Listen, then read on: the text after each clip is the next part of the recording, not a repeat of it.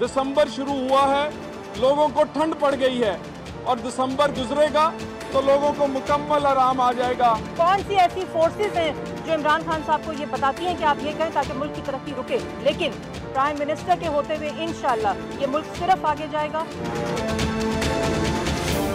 Parliament में भी झूठ बोला और सुप्रीम कोर्ट के लिए भी झूठ बोला। नवाज शरीफ की सिर्फ ये बात नहीं है, झूठ बोला है। झूठ के पीछे अरबों रुपए की प्रॉपर्टीज बाहर पाकिस्तान से बाहर छुपाई हुई थी। 3 दफा बनने वाला वजीर आजम वो कौम से 1 दफा नहीं, 2 दफा नहीं, पे दर पे झूठ बोलता चला गया।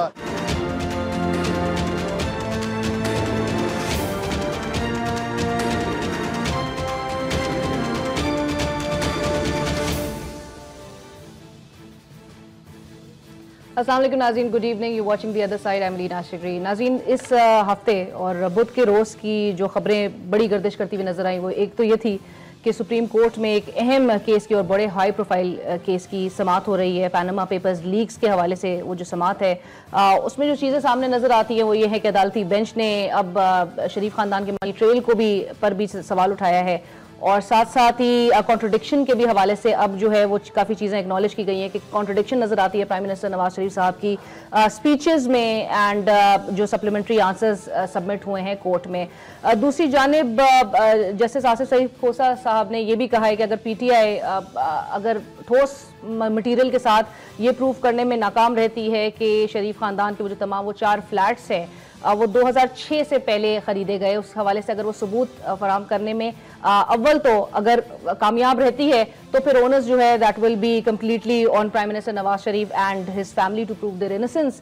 बिसाइड्स दिस डोनाल्ड ट्रंप और नवाज शरीफ साहब की बुध के रोज़ की ही जो टेलीफोनिक कॉन्वर्सेशन थी, जिसमें एक बहुत ही अच्छे खुशगवार ऐसा लगा कि मोड में बात हुई है दोनों लीडरान और दोनों के दरमियान, तो उस हवाले से भी जो अमेरिका और जो डोनाल्ड ट्रंप साहब की टीम के सामने से जो बात आई है उनकी जानिब से, तो उन्होंने यही कहा है कि ये जो वर्जन है उस पर कुछ एतराज़ उठाया है जो नवाज शरीफ साहब के साथ होने वाली जो कॉन्वर्सेशन है, और कहा है कि काफ़ी बहुत ज़्यादा वो जो ज़बान एक खुशनुमा ज़बान साउंड कर रही है, वेरी अनलाइक डोनाल्ड ट्रंप साहब की जो टोन है। इमरान खान साहब कहते हैं कि डोनाल्ड ट्रंप के साथ कॉन्वर्सेशन भी जो है टेलीफोनिक बातचीत वो भी पैनामा पेपर्स में नवाज शरीफ साहब को सेव नहीं कर सकती है। इस हवाले से आज हम बात करेंगे और जो एक बहुत अहम मसला हमारे मुल्क का मर्दमशुमारी, जिसके हवाले से अदालत उज़्मा का भी आपने उसमें भी केस जिस तरह से चल रहा है और आगे अपडेट दे दी गई है मार्च तक जो है वो मर्दमशुमारी, क्या हुकूमत इस पर संजीदगी से अमल दरामद होती हुई नजर आएगी, क्योंकि उसके भी काफ़ी एक संगीन कॉन्सिक्वेंसेस उठाने पड़ सकते हैं अगर मर्दमशुमारी बर वक्त ना कराई गई। क्या ऑब्स्टिकल्स हैं, क्या कबाहतें हैं, उसमें भी इस हवाले से आज हम बात करेंगे। और ये पैनामा पेपर्स की जो मामलात हैं और उसमें जो एक अहम मोड़ में मैं काशिफ मसूद की ईमेल जो कि सुप्रीम कोर्ट रजिस्ट्रार को भेजी गई है उस हवाले से भी बात करूंगी। आज हमें स्टूडियोज में ज्वाइन कर रहे हैं, I am very honoured, senator Zafar Ali Shah साहब, सीनियर सियासतदान, सीनियर कानूनी माहिर, सीनियर रहनुमा पाकिस्तान मुस्लिम लीग नवाज के। अस्सलाम वालेकुम सेनेटर साहब, thank you so much for joining us. उनके साथ तशरीफ रखते हैं कमर दिलशाद साहब, साबिक secretary election commission of Pakistan के। बहुत शुक्रिया, आपने भी हमें ज्वाइन करा। कराची से हमें ज्वाइन कर रहे हैं हलीम आदिल शेख साहब, रहनुमा है पाकिस्तान तहरीक इंसाफ के। हलीम साहब अस्सलाम वालेकुम और बहुत शुक्रिया, आपने भी हमें कराची स्टूडियो से ज्वाइन करा।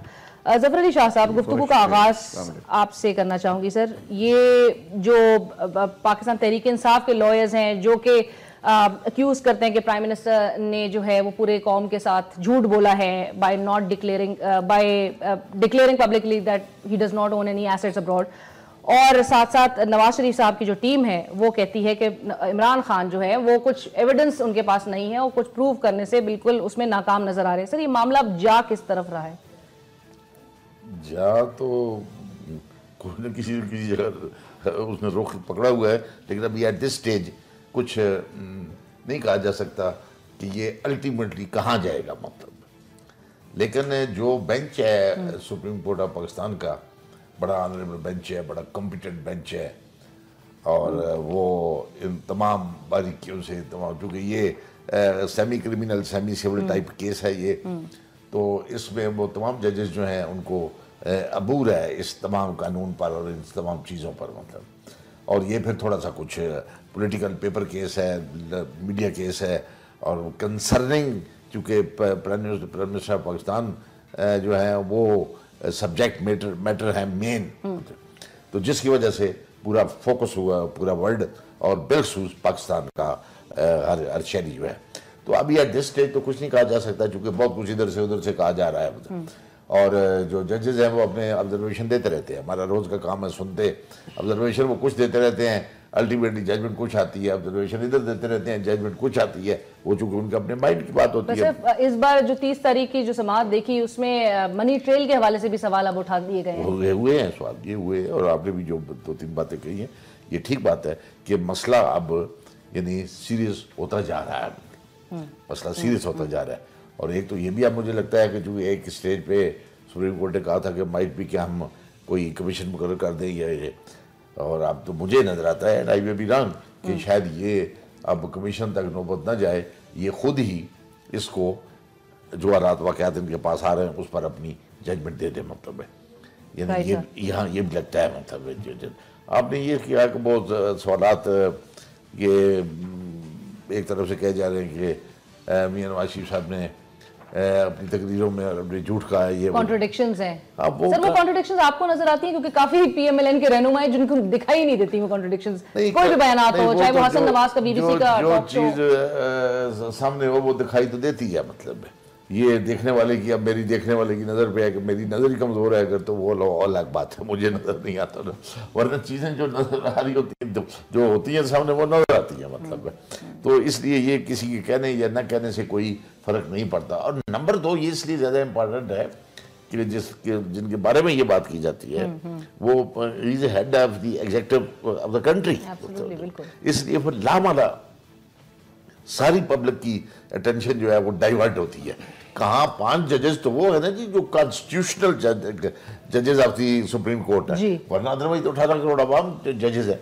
एवरीबॉडी जो लेकिन सर वजीर आजम ने तो खुद ही बोला ना कि बार बार बोला कि भाई अगर साबित हो गया जुर्म तो मैं शट डाउन कर जाऊंगा, मैं खामोशी से घर चला जाऊंगा। तो वो रिकॉर्ड है। और फिर आजकल तो रिकॉर्ड किसी जमाने में होता था, ये आपके शीशे कैमरे नहीं होते थे, अब तो ठग ठग अगर मैं कोई बात कर रहा हूं तो फट कंट्रडिक्शन जो है कन्फ्रंट करने के लिए आप बटन दबाते हैं, कहते हैं ये जी आपने पिछले साल जनवरी में 12 बजे ये कहा था फलां पे, राइट सर। तो इसलिए अब तो मुश्किल है। बट सर इसका अंदाजा नून लीग को लगता है इतना सीरियस वो उस चीज को नहीं ले रही कि हर चीज रिकॉर्ड पे है, कतर के शहजादे का खत आ जाता है। नून लीग वाली बात में आगे भी 1-2 जगह कर चुका हूँ कि ये भी मीडिया जो है लगा हुआ है एक तरफा नून लीग हमारे वो सदर हैं, इसमें कोई शक नहीं हो रहा, हमारे तो कायद हैं, लेकिन नून लीग का कोई तल्लुक नहीं है।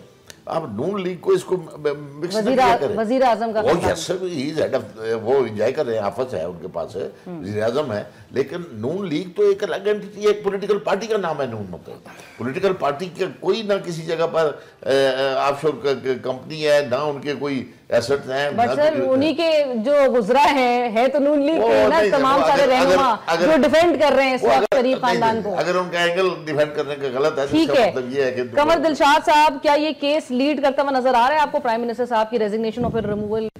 असूली तौर पर ठीक है, शाह साहब ने बड़ी तहकीक अच्छी बात कर दी आईनी लिहाज से और जजों के रवैये के मुताबिक भी, लेकिन इसमें सबसे बड़ी अहम बात यह है कि ये पूरी कौम का मुकदमा है, ये किसी सियासी पार्टी का मुकदमा नहीं है और ना ही किसी, हम जो देख रहे हैं सुप्रीम कोर्ट ऑफ पाकिस्तान ने जब अपने आइन के आर्टिकल 184(3) के तहत जो एक्शन लिया है वो ट्रायल करवा रही है, उसके तमाम जो सबूत का जहाँ तक सवाल है वो बता दें कि अपने शाह साहब ज़्यादा बताएंगे इसके बारे में, लेकिन हमारी राय में ये है कि ट्रायल जो हो रहा है उस पर सुप्रीम कोर्ट ऑफ पाकिस्तान ही खुद ही एविडेंस जो है उस तह तक पहुंचेगी। किसी सियासी जमात की तरफ से वो नहीं कहेंगे आप अपना दें एविडेंस, उन्होंने सबूत पेश कर दिए हैं, हालात बता दिए हैं, तमाम डॉक्यूमेंट्स पेश कर दिए, उनके अंदर जाके तह तक पहुंचना वो सुप्रीम कोर्ट ऑफ पाकिस्तान का ही मैंडेट आता है। एक इसके साथ साथ ये भी बड़ी बात है कि आप सुप्रीम कोर्ट ऑफ पाकिस्तान जो फैसला करना है, माजी में शाह साहब ने बड़ा एक अहम मुकदमा परवेज़ मुशर्रफ साहब की जो है टेक ओवर के बाद पेश किया था।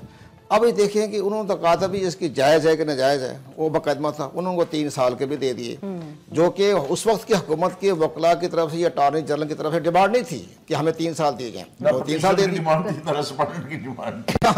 तो वो अब देखें, अब हमारे अब वो जज नहीं रहे। अब ठीक है कि हमारा मीडिया ने, प्रिंट मीडिया ने, इलेक्ट्रॉनिक मीडिया ने पूरी कौम को जगा दिया, इतना शोर पैदा कर दिया है, उस वक्त ये हमारे चैनल नहीं थे।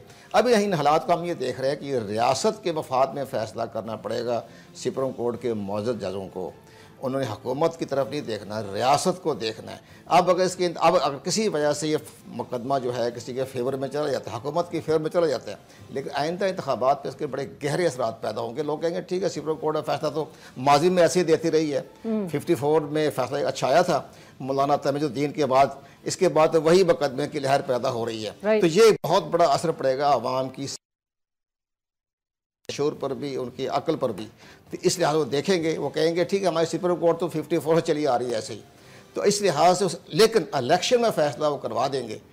तमाम प्रोपेगेंडा भी होगा, मीडिया भी चलेगा, बेशक हुकूमत का कितना ही चले जाए, लेकिन आवाम के अंदर बड़ा शोर पैदा हो चुका है। ये मुकदमा एक और बात है।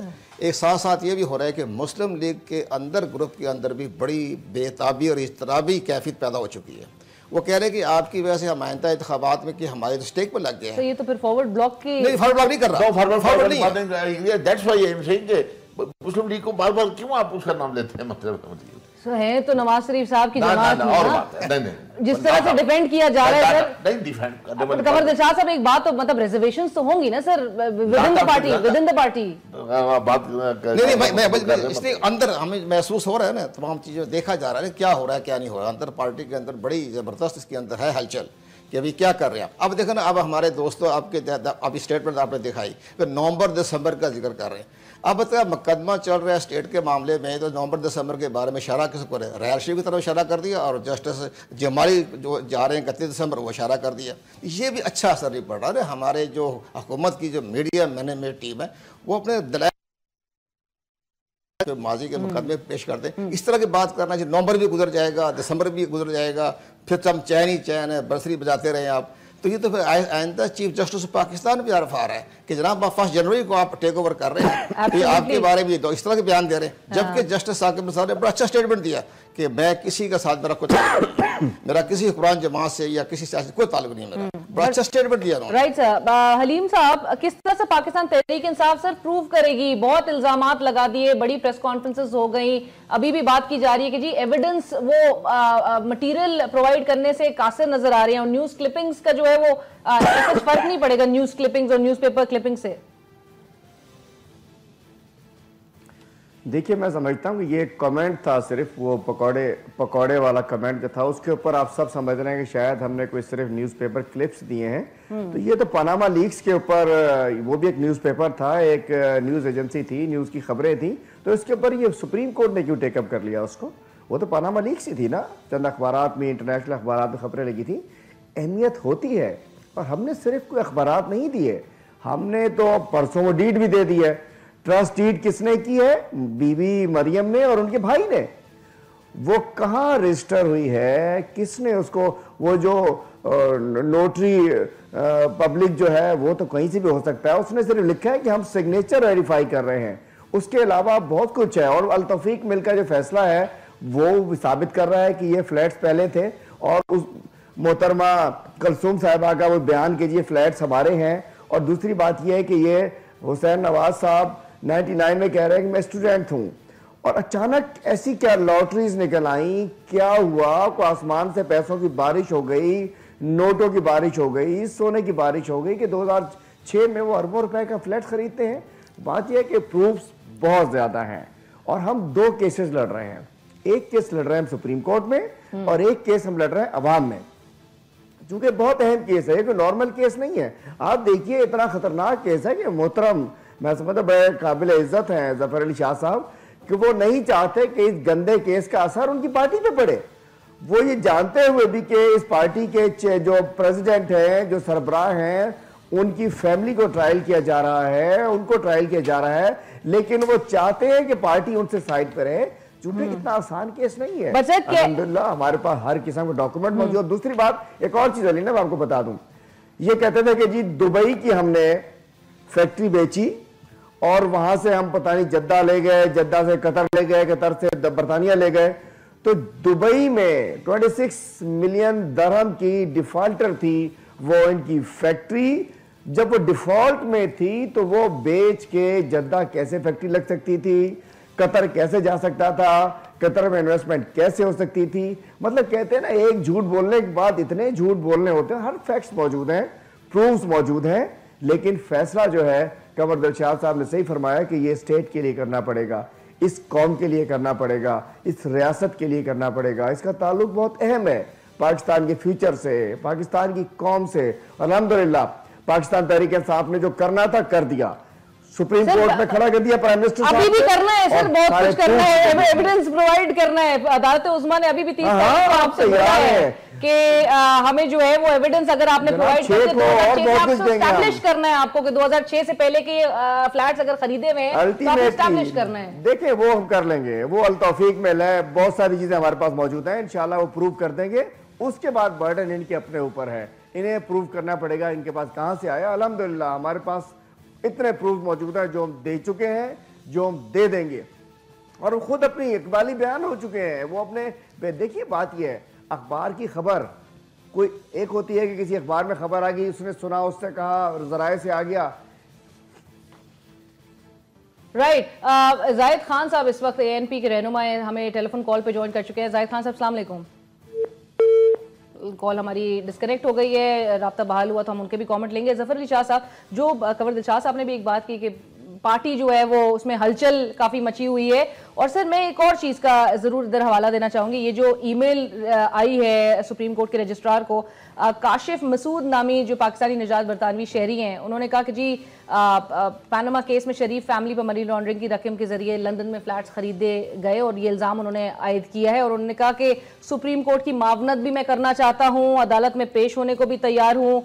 साथ साथ ईमेल के 72 पेजेस पर मुश्तमिल एक मुख्तलिफ दस्तावेजात भी उन्होंने अटैच कर दिए हैं। किस तरह से देखते हैं सर, ये अदालत क्या इसको इस ईमेल को इस्तेमाल कर सकती है, इसकी कानूनी हैसियत क्या होगी? कानूनी हैसियत उस वक्त तक किसी डॉक्यूमेंट की या किसी ईमेल की नहीं हो सकती कि जब तक उसको वो जो ऑथर ऑफ द डॉक्यूमेंट है, मतलब अगर मेरे नाम से कोई चीज़ आ गई है आपके पास ये वर्जन है तो वो उसकी वैल्यू या एथेंटिसिटी उस वक्त होगी जब मुझसे के मेरे साथ कन्फ्रंट कराई जाएगी बात। ये शाह साहब ये बताएंगे आपका नाम लिखा हुआ है, ये लेटर है आपका, ये आपका ही है, और अगर मैं उसको ऑन कर जाता हूँ कि बिल्कुल हाँ ये मेरा, ये नाम भी मेरा है, भेजा मैंने है, मेरी नाम से है, तो देन ये असर करेगा। लेकिन अगर वो जो ऑथर ऑफ द डॉक्यूमेंट वो नहीं है, नहीं आता, कन्फ्रंट उससे नहीं की जाता, तो वो फिर हवा में है बात। जिस तरह आगे भी एक कोई लेटर कुछ आ चुके हैं ये वो, इसलिए उसकी फिर वैल्यू कुछ नहीं होगी। बट सर अदालत इसको कार्रवाई का हिस्सा बना सकती है, तभी बनाएगी जब उसको वो कोई वैल्यू देगी, और वैल्यू फिर अल्टीमेटली तभी होगी जब वो उस ऑथर को भी फिर उसको बुलाना पड़ेगा।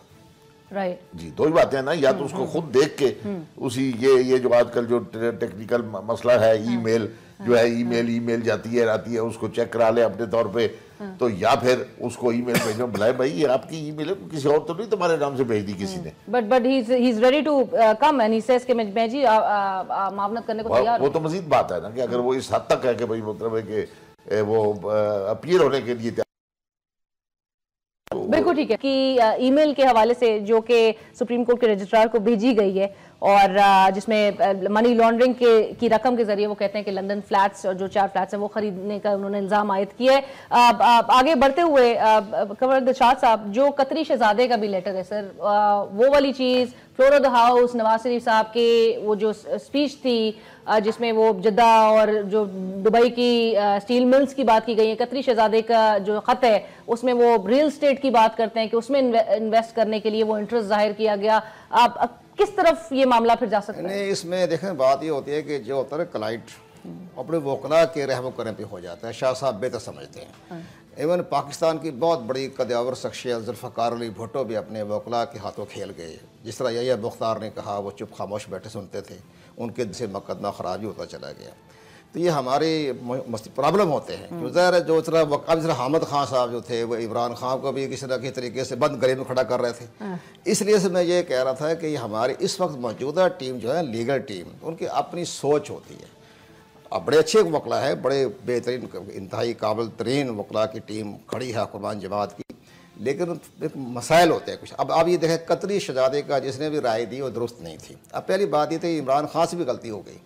इमरान खान को ही चाहता है जो ही कतरी शहजादे का ख़त आया ना, वो उसी वक्त जो कतर के अपनी हुकूमत को वो प्रोटेस्ट करते हैं कि ना हमारे मामलात में आपके खतूत कहाँ से आने शुरू हो गए, आपका कारोबारी मामला है, जो मर्जी करे, आपको सुप्रीम कोर्ट में आने की कैसे आपने कोशिश की, क्यों आया सुप्रीम कोर्ट में, ये हमारा मामला है, हमारे पाकिस्तान का मामला है, स्टेट का मामला है, तो आपने अपने खतूत क्यों पेश कर रहे हैं।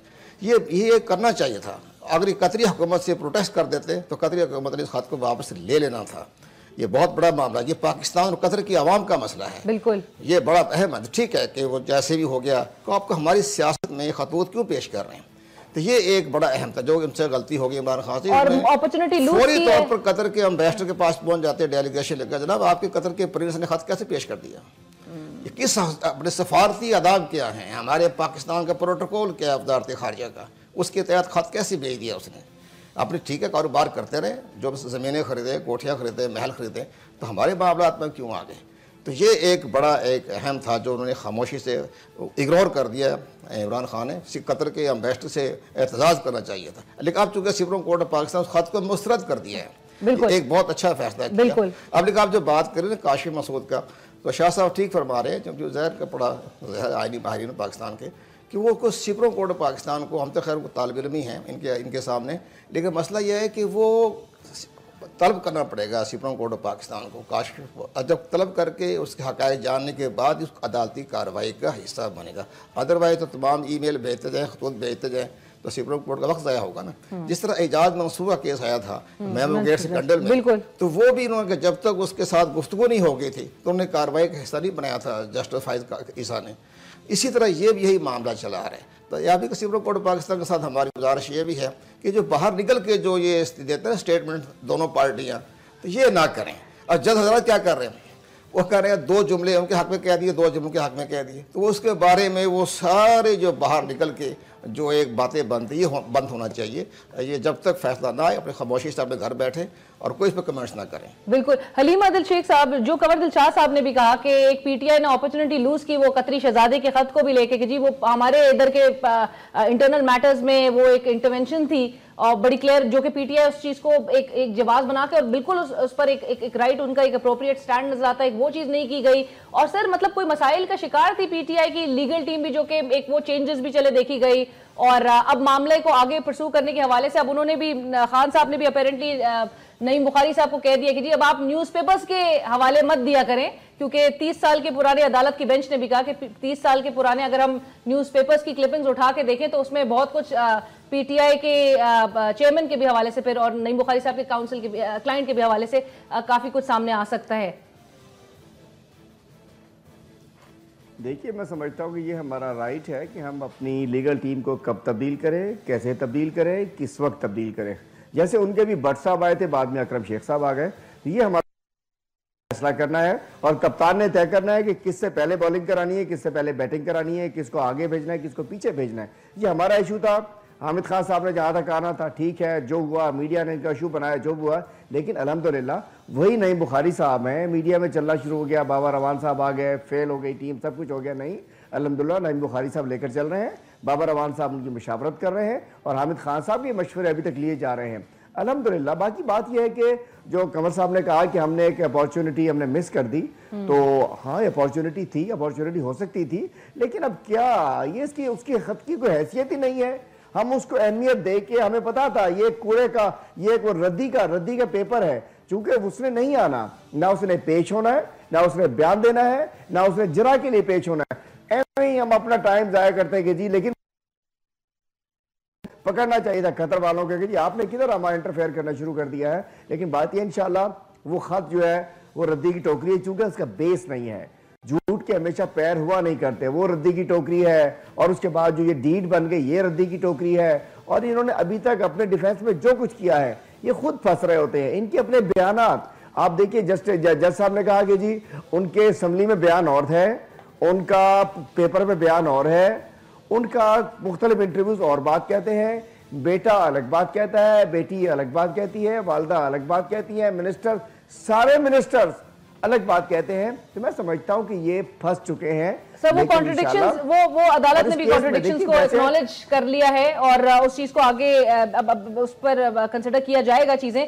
बट मैं जफर अली शाह साहब, मैं आपसे पूछना चाहूंगी सर, जो नून लीग की चूंकि हम बात कर रहे हैं, आप कहते हैं कि जी पार्टी को घसीटने की बात नहीं है, शरीफ खानदान का, पर जो रहनुमा जिस तरह से डिफेंड कर रहे होते हैं और जो चले पाकिस्तान तहरीक इंसाफ उनके चेयरमैन के भी हवाले से जो बातें की जाती है कि जी उनके मोटिव्स कुछ और है, उनका सपोर्ट बेस के हवाले से हिंट्स दी जा रही होती है, तो क्या मोटिव्स है? मतलब पैनामा पेपर्स के हवाले से मैं आपको बताना चाहूंगी कि ICIJ की जो वेबसाइट पे एक आर्टिकल है जिसमें कहा गया है कि Panama papers have had historic global effects और उसके जो इम्पैक्ट्स हैं वो डेली बेसिस पे सामने आ रहे हैं। 150 इंक्वायरीज अब तक कंडक्ट की जा रही है, ऑडिट्स हो रहे हैं, इन्वेस्टिगेशंस हो रही हैं पैनामा पेपर्स के हवाले से, जिसमें 79 कंट्रीज में वो पैनामा पेपर्स की वो जो रेवोल्यूशन के हवाले से ये इंक्वायरीज हो रही हैं। कहते हैं कि जी government has investigated more than 6500 tax payers और कंपनीज वगैरह, 9 Mossack Fonseca offices have shuttered around the world. जब इतनी तमाम चीजें हो रही है सर, PTI के मोटिव्स क्या है इस चीज में? PTI का मोटिव भी मैं बताता हूँ, वो तो बात की बात है। पाकिस्तान मुस्लिम लीग नून का इधर ये कहाँ पे है, कहीं है जिक्र किसी जगह पर नहीं। मैं आपको वो मैंने लिंक किया उस चीज को कि रहनुमा तो डिफेंड करने में कह रहे होते हैं ना, बट ठीक है। 72 में नवाज शरीफ साहब, परवेज रशीद साहब आपकी पार्टी के थे? कौन? नेक्स्ट सवाल, क्या परवेज रशीद साहब आपके वजीर थे? शाह साहब, परवेज रशीद साहब आपके वजीर थे? हाँ बिल्कुल। आप बताइए कि PMLN जो मुस्लिम लीग एक जो कहा जाता था कि ये पाकिस्तान बनाने वालों की जमात थी, क्या वो किस इल्जाम पे उन्होंने निकाला गया कि उन्होंने डॉन लीग्स में पाकिस्तान की फोर्सेस को बदनाम किया, उन्होंने इस तरीके से एक्ट किया कि जिसपे कि हमारे दुश्मनों को फायदा मिला, वो भी मुस्लिम लीग नून के थे। नून तो देखिए ना कैसे आप पार्टी को आपके वजीर थे, आपकी पार्टी और बात कोई नेक्सस नहीं है उसका इस बात से। अच्छा, चीफ जस्टिस अनवर ज़हीर जमाली साहब 31 दिसंबर को रिटायर हो रहे हैं, सब बेंच पे कोई इस चीज से फर्क पड़ सकता है? नहीं, अगर 31 में अभी तो 30 दिन रहते हैं, लगता है ऐसे है कि ये कंक्लूड हो जाए बिफोर 31 हो जाएगा। और यस हो सकता है, कोई ऐसी बात नहीं है, लगता है, मुझे लगता है कि ये उससे पहले भी हो सकता है। महीना ऑलरेडी हो चुका है और अगर होते 15 तारीख को फुल कोर्ट रेफरेंस है उनका, और अगर नहीं होता तो कोई फर्क नहीं पड़ता, वो नए चीफ साहब आ जाएंगे, नया बेंच बन जाएगा और नई सूरत वहीं से शुरू हो जाएगी, कोई ऐसी बात है, ये तो होता रहता है। सर 15 से तो छुट्टियां हो जाएंगी, तो अब तो यानी कि 12-13 दिन ही बचे हैं उनके पास जजेस के पास। सिर्फ 6 वर्किंग डेज हैं, 6 वर्किंग डेज अगेन। मैं यही याद कर रहा हूँ कि अगर 6 वर्किंग डे में भी कोई वर्डिक्ट नहीं आता तो कोई ये तो नहीं ना कि 6 तारीख के बाद अदालतें फॉरएवर रहती है ना जी, हुकूमतें फॉरएवर रहती हैं, कॉन्स्टिट्यूशन फॉरएवर रहता है, ये तो चीजें खत्म नहीं होती ना, ये तो रहेंगी ना, इंसान आते जाते रहते हैं ना।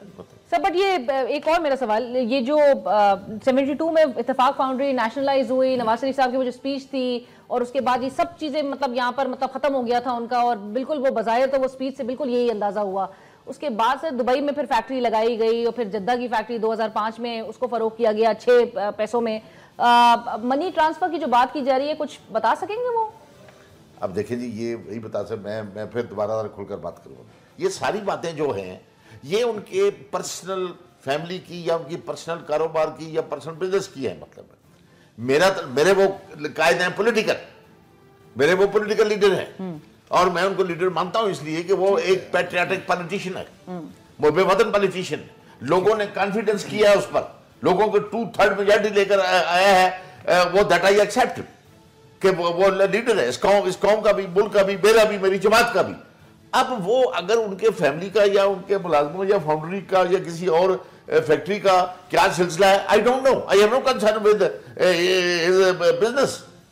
मैंने तो वो पूछे मुझसे कि पॉलिटिकल जो है मुझे through out the Pakistan I like it कि वो among the politician he is one of the best politician. ये मैं इस पर मैं 6 घंटे आपको दलाल दे सकता हूँ। अब उनका क्या धंधा है क्या नहीं है मैं कैसे बता सकता हूँ। मतलब चले सर, कमर दिलशाद साहब, नवाज शरीफ साहब को ट्रम्प का अगर लेटर भी आ गया, खान साहब कह रहे हैं, तो वो भी नहीं बचा सकेगा। मुझे ब्रेक का इशारा दिया जा रहा है, बल्कि ब्रेक के बाद डिस्कशन को आगे बढ़ाएंगे और मर्दमशुमारी पे भी मैं जरूर कमेंट लूंगी, हमारे साथ रहिए।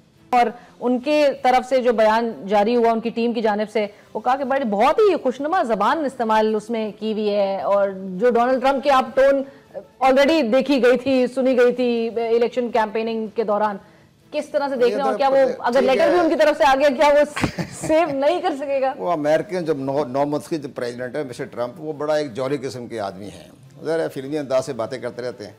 तो उन्होंने जो बात कही है तो उसमें आज जो हमारे जो वाशिंगटन में जो मिस्टर अजीम मियां जो बहुत बड़े पाकिस्तान के जर्नलिस्ट हैं, तो उन्होंने ये खबर दी है कि जब उनके ऑफिस से पूछा गया तो उन्होंने इसकी तस्दीक करने से और तरदीद करने से इनकार कर दिया, उन्होंने खामोशी इख्तियार की। एक बात बड़ी बात यह कि वो ऐसे गैर सफारती लैंग्वेज में बात की उन्होंने, तो हमारी हुकूमत को इतना ज़्यादा हाईलाइट नहीं करना चाहिए था। बहुत तरीके के मुताबिक दोनों ने कहा कि बहुत बड़े नज़हीन आदमी हैं, बड़े उनके बहुत वो सारे मज़ाहिया अंदाज में बात की। खैर उसको कोई बात नहीं, दोनों मुल्कों के हुकूमत करती रहती है।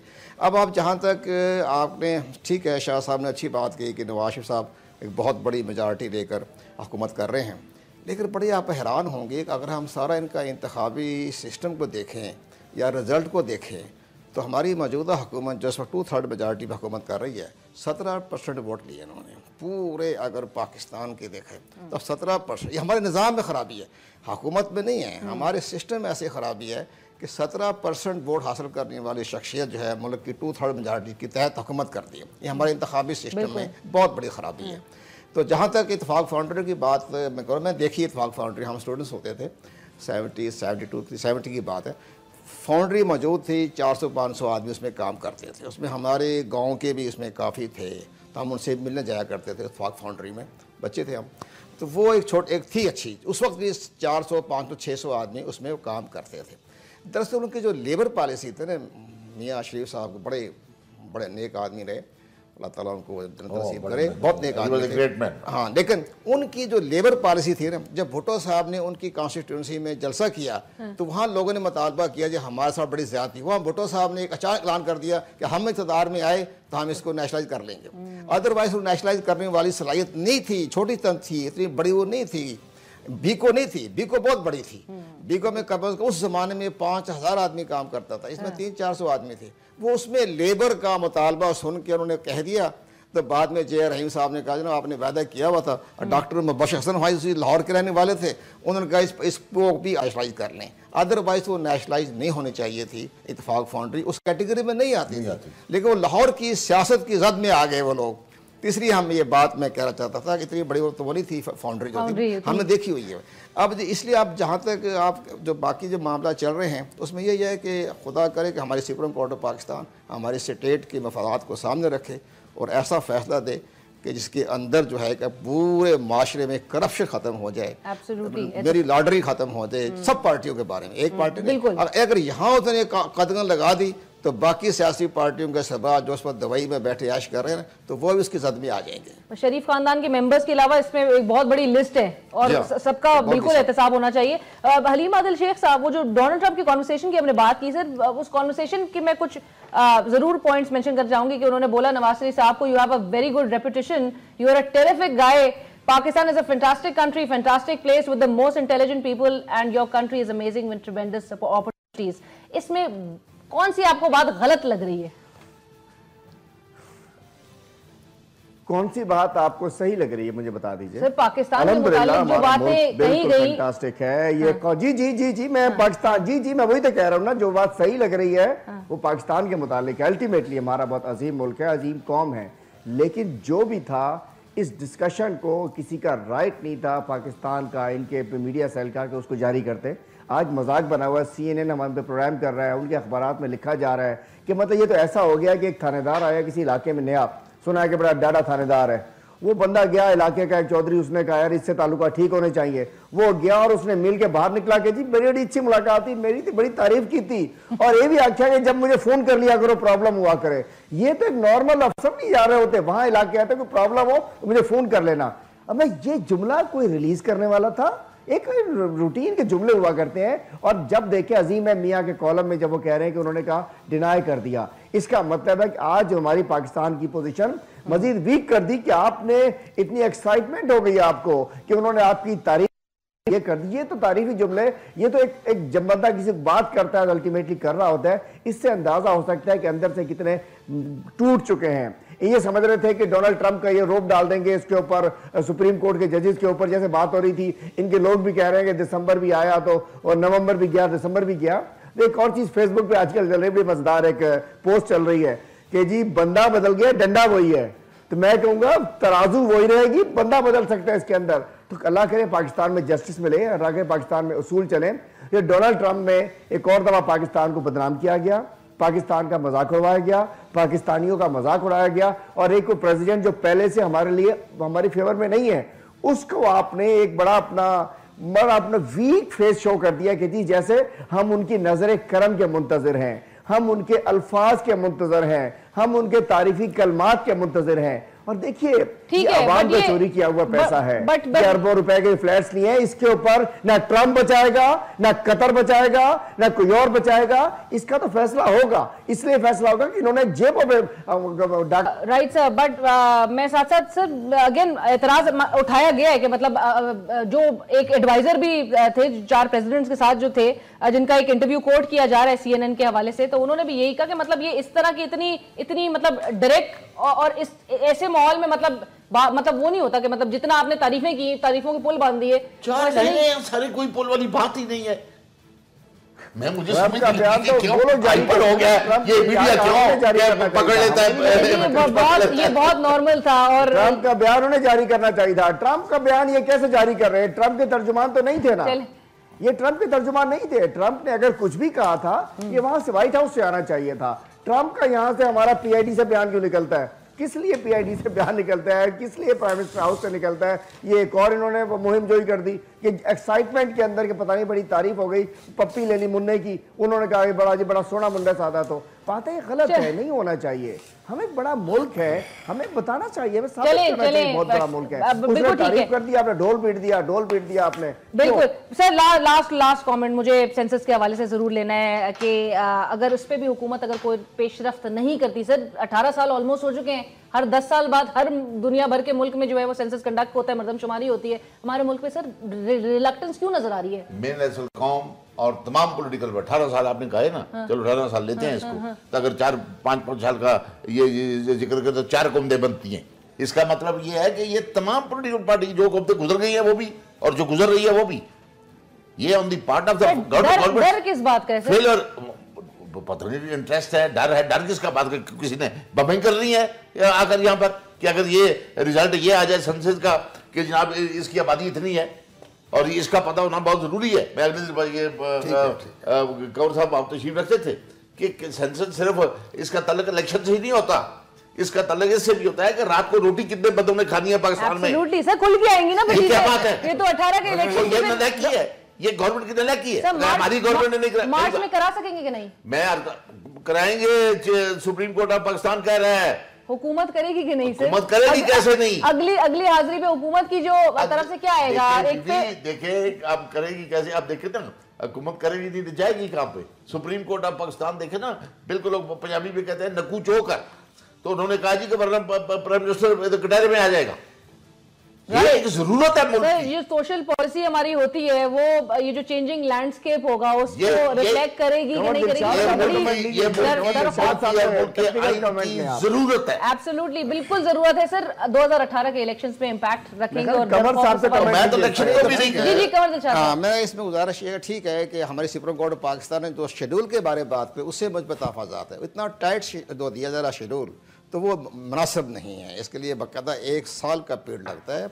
माजी में जितने भी 81 में हुआ, 98 में हुआ, वो कह रहे हैं कि जी आप 15 मार्च को करें और 15 मई तक फैसला कब मुकम्मल कर दें। ये बड़ा डिफिकल्ट काम है। मतलब बोला भी तो इनको कब से जा रहे हैं। खैर कोई नहीं, वो supreme court of Pakistan Urdu जबान को भी इन्होंने कहा था, वास्तव से अमल नहीं हुआ, अमल दरअमद, वो तो हमारी रवायत चली। एक बड़ी बात मैं बता सकूँगा, अगर केयर टेकर गवर्नमेंट तभी फिलहाल नहीं आएगी, 2018 में इंतखाबात होंगे, ये हमारा अपना पॉइंट ऑफ व्यू नजर आ रहा है। लेकिन जो 2018 के इंतखाबात के लिए जो केयर टेकर सिस्टम बने, तो हमारी तजवीज़ ये है कि जनरल राय शरीफ को प्राइम मिनिस्टर बनाया जाए, care taker prime minister, care taker, और उस पर कोई आईनी कानूनी तौर पर कोई रुकावट पैदा नहीं होती, वो बन सकते हैं। मेराज खालिद साहब जो थे वो हमारे इस्लामाबाद यूनिवर्सिटी के बाकायदा वो रिएक्टर थे इंटरनेशनल यूनिवर्सिटी के, उनको केयर टेकर प्राइम मिनिस्टर बना दिया गया था। तो इनको राहल शरीफ साहब को केयर टेकर प्राइम मिनिस्टर अगले इंतखाबात की केयर टेकर सिस्टम में उनको लगाया जाए। Right sir, thank you so much Shah साहब, थैंक यू कमर दिलशाद साहब। हलीम आदिल शेख साहब, आपका भी बहुत शुक्रिया हमें ज्वाइन करने के लिए। प्रोग्राम की टीम और अलीना शिगरी को इजाजत दीजिए। अल्लाह।